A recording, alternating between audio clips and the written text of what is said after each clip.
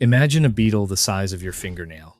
A predator, a hungry ant, or a toad decides it looks like an easy snack and moves in. And then the beetle does something no animal should be able to do.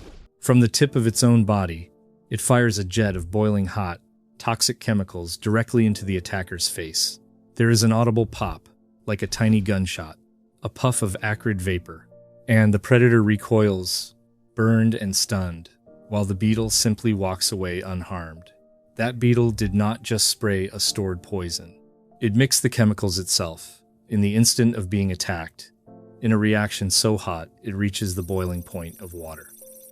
It is carrying a two-part chemical weapon inside its own body, complete with separate storage tanks, a reinforced reaction chamber, and a nozzle it can aim in almost any direction. We call it the Bombardier Beetle. And for a long time, people argued that a weapon this complex could not possibly have evolved on its own. As it turns out, the truth about how it works and where it came from is more interesting than any of the myths. So let me show you what a Bombardier Beetle really is, and what that astonishing cannon is actually for. First, the animal itself. The Bombardier Beetle is not one species, but a whole group, more than 500 kinds, scattered across the world. Members of the huge family of ground beetles. They are mostly small, often under 2 centimeters, and on the surface, they look ordinary. A typical beetle, dark shell, 6 legs, nothing that warns you about what is hidden inside. They live under rocks, in leaf litter, near water, in just about every part of the world except the coldest. You have very likely walked past one without ever knowing the kind of weapon it was carrying. Not all of them fire the same way, either. The Bombardier beetles fall into 2 broad groups, based on how they launch the spray. Some shoot it straight from openings at the tip of the abdomen, swiveling that tip like a hose to aim. Others have a clever structure near the exit that flares the spray outward and helps steer it, almost like a built-in deflector. Different engineering, same basic idea. 2 separate branches of beetle arrived at their own version of the same boiling chemical cannon. And this kind of chemical warfare is ancient. Insects have been fighting their battles with chemistry for hundreds of millions of years, long before any animal grew claws or fangs worth the name. In a world of small, soft bodies, where nearly everything is food for something else, chemistry was one of the first great weapons. The Bombardier beetle did not invent the idea of a chemical defense. It simply pushed that old idea to one of its most extreme and refined conclusions, turning a common beetle trick into a precision cannon. Now let us open it up, because the inside is where the magic lives. The Bombardier beetle's defense is built on a simple but brilliant idea. Keep your explosive in 2 harmless halves, and only combine them at the very last second. Inside the back of the beetle are 2 connected compartments. The first is a storage tank, a reservoir, and it holds a mix of 2 chemicals, hydroquinones and hydrogen peroxide. On their own, sitting together in that tank, they are stable and safe. The beetle can carry them around all day without any trouble. The second compartment is smaller and far tougher. It is a reaction chamber with hardened, reinforced walls, and it is lined with special enzymes called catalases and peroxidases. These enzymes are the trigger. They make the reaction happen with explosive speed. So here is what occurs the moment a predator strikes. The beetle squeezes a dose of the stored chemicals out of the reservoir and into the reaction chamber, where they meet the enzymes. And everything happens at once. The enzymes rip the chemicals apart and recombine them in a violent reaction that releases a huge burst of heat and gas. The pressure spikes, and the whole boiling mixture is blasted out of the beetle's body as a spray, straight at the attacker. To get a little more specific, here is roughly what unfolds in that chamber. One enzyme grabs the hydrogen peroxide and rapidly breaks it down into water and oxygen gas. The other helps turn the hydroquinones into the stinging chemicals called benzoquinones. The sudden flood of oxygen gas does 2 jobs at once. It builds the pressure that launches the spray, and it carries the hot, irritating benzoquinones out of the beetle in a forceful jet. So one reaction makes the heat, makes the propellant, and makes the weapon, all in the same instant. It is a complete firing system packed into a space smaller than a grain of rice. Here is where I need to be honest with you, because this is where the legend gets exaggerated.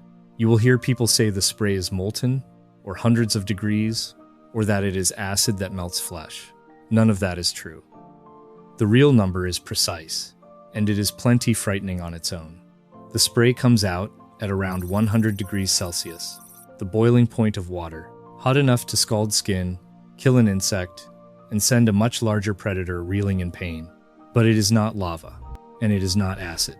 It is a jet of hot, toxic chemicals called benzokinones, fired at the temperature of boiling water. That is the truth, and the truth does not need any help to be impressive. Most of what we know about this beetle comes from one remarkable scientist, Thomas Eisner of Cornell University, often called the father of chemical ecology, the study of how living things use chemistry to survive. Eisner spent decades unraveling the Bombardier Beetles' secrets.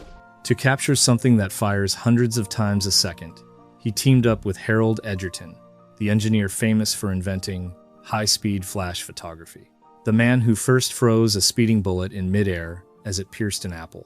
Together they stopped the beetle's spray in time and revealed what no eye could ever catch. Without that work, we would still be guessing at what was really coming out of this beetle, and how. And it gets stranger, because the beetle does not fire one steady stream. Here is where it gets clever. When scientists looked closely, using high-speed equipment, they discovered that the spray is not continuous at all. It comes out in pulses, rapid, machine gun bursts, around 500 of them every single second. The reaction chamber fires, ejects, refills, and fires again, hundreds of times a second, far too fast to see as anything but a single jet. This pulsing is not an accident. It is part of the design. By firing in tiny bursts, instead of one long stream, the beetle lets the chamber walls cool a little between each pulse, which protects the beetle from cooking itself. It is, quite literally, a biological pulse jet. The same basic idea engineers once used in certain early jet engines, running inside an insect. If the idea of a beetle with a built-in pulse jet cannon fascinates you, subscribe. Every week we go into worlds almost no one looks at twice, and the Bombardier Beetle still has more to show you. Because a weapon is only as good as your aim, and this is where the beetle becomes genuinely scary. The Bombardier Beetle can aim. The tip of its abdomen, where the spray comes out, can swivel and bend, and the beetle uses it like a turret. Scientists have photographed beetles firing forward over their own backs, hitting an attacker, grabbing them from the front. They can direct the spray to the left, to the right, and behind. In some species, the nozzle can rotate through a remarkably wide arc, and the aim is precise. A beetle can target the exact leg or mouth part of an ant that is biting it, hosing down the specific part of the predator that is causing the problem. This is not a panic spray in all directions. It is a guided strike, delivered by an animal smaller than a coin, which raises an obvious question. How does the beetle survive its own weapon? It is firing boiling chemicals out of its own body, hundreds of times a second. Why does it not burn itself alive? The answer is in everything we just covered. The two ingredients are stored apart and harmless until the last instant, so there is no explosion sitting inside the beetle waiting to go off.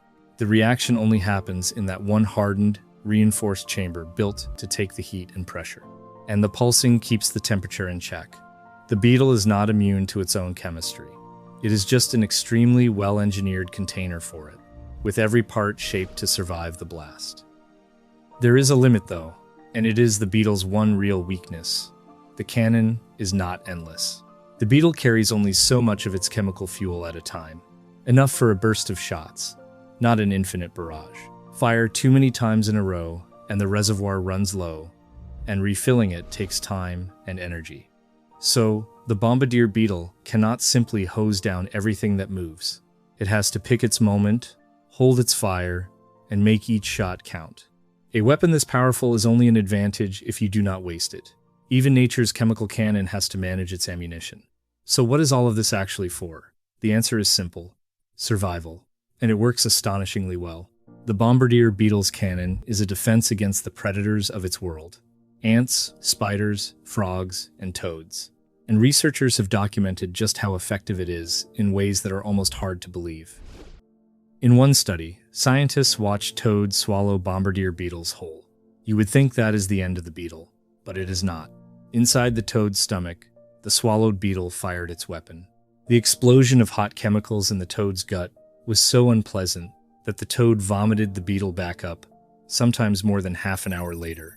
And here is the remarkable part. Many of those beetles crawled away alive, having survived being swallowed, sprayed their way out from inside a living predator, and walked off. The Bombardier beetle can win a fight even after it has already been eaten.